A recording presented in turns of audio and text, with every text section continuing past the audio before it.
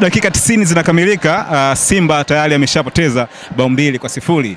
Ni mechi ya pili mfululizo. Nakumbuka mara ya mwisho wanakutana na Azam pia walitoa mabao 2-2, si ndio? Lakini leo wamepoteza mbele ya Azam. Unazungumziaje mchezo huu wa siku ya leo kwanza? Ya, ulikuwa mchezo mzuri sana kwa upande wa Simba, lakini kitu ambacho nimekiona inawezekana kuna tofauti ambazo zipo baina ya wachezaji na uongozi, wanabidi wazimalize. Inawezekana wachezaji wanakosa posho kwa wakati ama mishahara, mimi sijui, lakini kuna nafasi ambazo ulikuwa unaziona Simba anapaswa kuandika mabao, lakini vitu vinakuwa tofauti. Naamini Simba angeweza kuwa makini kwenye mchezo wa leo. Wao ndo walikuwa wa kwanza, dakika 45 kipindi cha kwanza tu walikuwa wanaondoka na mabao karibia hata 3 au 2, lakini unaona namna ambavyo Simba amekuwa na shida kwenye eneo la ushambuliaji, na moja kati ya timu ambayo ina wachezaji bora sasa sana hususan kwenye eneo la ushambuliaji ni pamoja na Simba.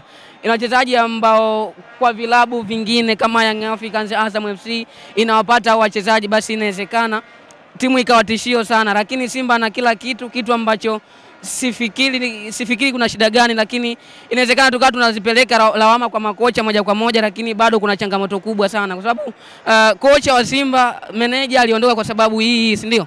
Lakini kilichotokea mchezo wa leo, lawama ukizipeleka kwa Matola, manake unaokosea mpira heshima, kwa sababu anafanya kila kitu. Selection ya kikosi alichoanza nacho, of course inawezekana akikuonekana kuwa bora hivyo, kuna baadhi ya watu wanatamani angeanza Nabi Kamala, wengine wakisema kina Jonathan Soa alipaswa kuanza, kina Jaisha Lea lakini bado uko unaona maamuzi ambayo kocha anapaswa kuyafanya kwa wakati. Lakini dakika 90 zinatamatika, magoli ya kizembe kabisa ambao wanafungwa Simba. Mimi naamini inawezekana kuna changamoto kubwa sana. Inawezekana ni jambo ambalo linachukuliwa kawaida, lakini kama Simba watamaliza changamoto zao kwenye uongozi, kwa sababu kwa taarifa ambazo zipo ni kama kuna baadhi ya viongozi na wachezaji wake, huyu ana fungu lake la wachezaji. Kwa hata unavyoenda uwanjani, ikiwa kuna sintofahamu baina yao, ni rahisi kuambia ukipata nafasi ya kucheza fanya 1 2 3. Kwa hiyo kuna changamoto kubwa sana ambayo inawatafuna Simba.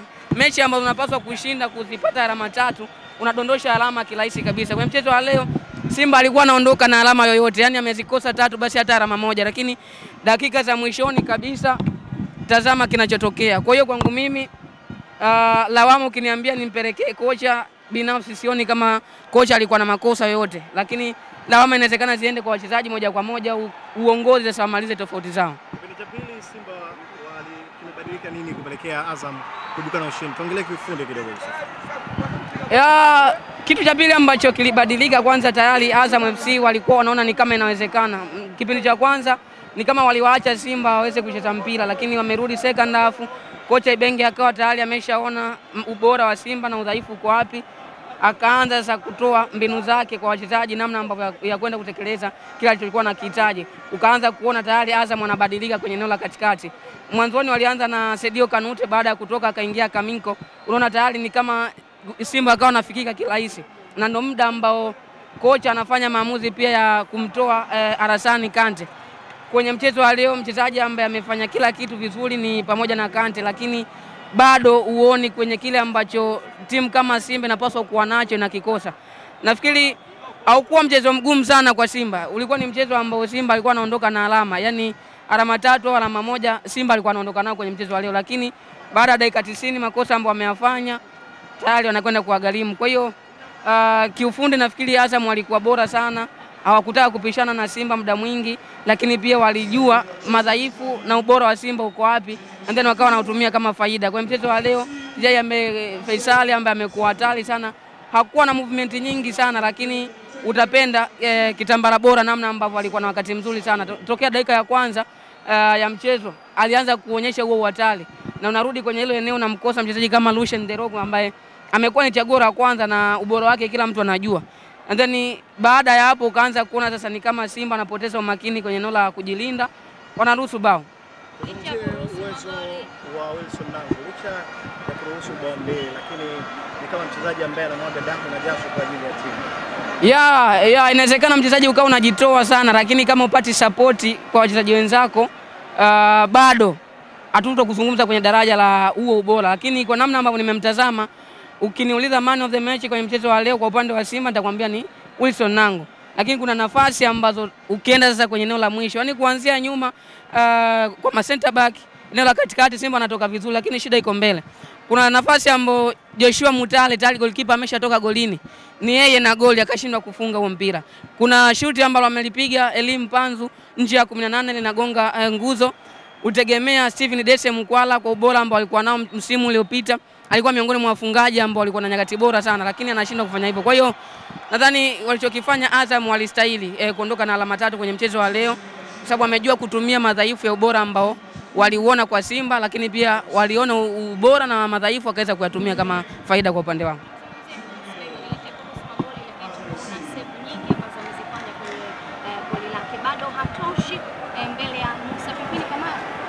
Ya ukija hata kwenye daraja tu la Kamala na Yakubu bado Kamala ni bora mbele ya Yakubu, na naamini Simba anaendelea kumwamini kwa sababu Kamala yuko kwenye majeraha, lakini angekuwa kwenye ubora wake sifikiri kama angekuwa chaguo la kwanza. Kwa hiyo amekuwa mchezaji mzuri kuanzia hata kwenye mchezo uliopita alionyesha kiwango kizuri sana, lakini bado kuna makosa ambayo kwa goalkeeper wa daraja la klabu kama Simba upaswi kuwa nayo.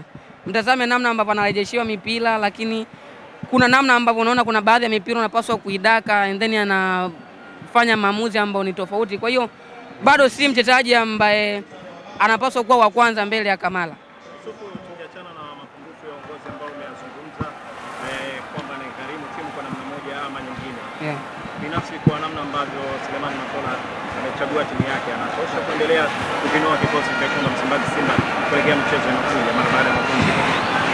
Toka mchezo wa Mbeya City baada ya kocha Pentifu kuondoka, mimi binafsi nilikuwa wa mwisho sana kuamini kwamba Matola anapaswa kuwa kocha mkuu kwenye klabu ya Simba, lakini nilihitaji zaidi muda kuendelea kumtazama, na nikaamini kwenye mchezo wa Azam kama atakuwa na ile performance ambayo alikuwa nao kwenye michezo kadhaa ambayo amecheza, binafsi ningekuwa na hiyo nafasi ama lumu ya kuruhusu kwamba anastahili kuwa kocha mkuu. Lakini kwa namna ambavyo nimemtazama bado ni kocha ambaye kwenye mechi kubwa si kocha ambaye ana ubora sana kwenye upande wa kimbinu. Kwa hiyo kwangu mimi kwa ufupi sana atoshi kuendelea kuwa kocha mkuu, hususan kwenye mechi kama hizi.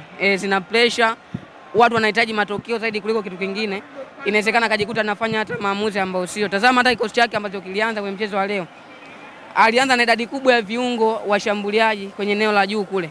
Unamkosa Jean Charles Wamba msimu uliopita ndo top scorer, lakini pia alikuwa na assist. Ukao unaona namna ambavyo alianza na Joshua Mutale, na nilitegemea zaidi second half mapema kabisa Joshua Mutale aweze kutoka, aweze kuingia hata mchezaji mwingine, lakini akashindwa kufanya hivyo. Kwa hiyo tumi bado si kocha ambaye anastahili kuwa kocha wa kwanza, japokuwa hayo ni maoni yangu. Kama wataona anastahili basi ni sawa. Simba wanahitaji sasa kwa sababu umezungumza wachezaji wenye ubora wanao, shida ni moja tu, uongozi. Hebu zungumza nao tumalizie. Lugha moja kuanzia kwenye uongozi, technical bench na wachezaji, lakini kama kutakuwa na mgawanyiko au wachezaji ambao tunaona ni bora, dirisha dogo wataondoka wengi sana, alafu ambao kustahili hata kuondoka. Lakini kama watazimaliza tofauti zao aidha na wachezaji ama wao kwa wao, basi inawezekana Simba ikarudi kwenye ubora wake, kwa sababu nenda tu hata kwenye mchezaji mmoja mmoja. Wenda na eneo la ushambuliaji la Young Africans, kuna Prince Dube ambaye amekuwa akimtumia kila mchezo, lakini Simba ana uwezo wa kwenda na mchezaji mwingine tofauti kwenye kila mchezo na bado akashinda, lakini ameshindwa kuwa mstari wa kwanza kwenye mechi zake.